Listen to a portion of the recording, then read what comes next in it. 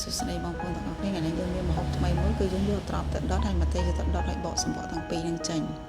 ចាយើងបកចេញមកចាយើងទុកម្ដុំហើយចំណែកឲ្យជើងផ្សិតជើងធំនេះយើងហែកវាយើងលីងវាឈ្ងុយ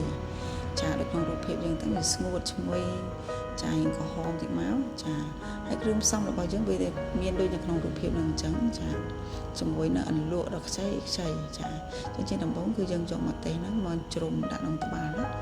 ចាគាត់ជ្រុំវាទៅវាទន់ហើយចាតបមកត្រប់យើងហ្នឹងក៏ជ្រុំជាមួយគ្នាដែរចា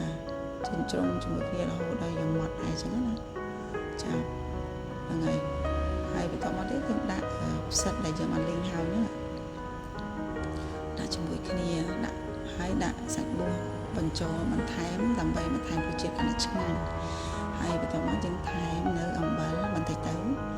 ចាអំបិលម្សៅស៊ុបស្ករទឹកស៊ីអ៊ីវ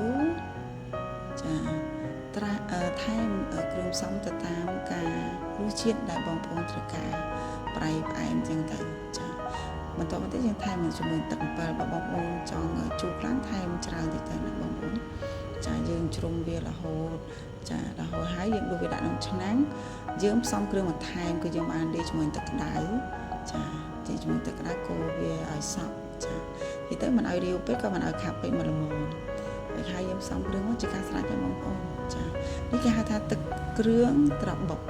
ចាអញ្ចឹងលាយជាមួយជីជ្រក់មកចាហើយដាក់ជាមួយនឹងម្ទេស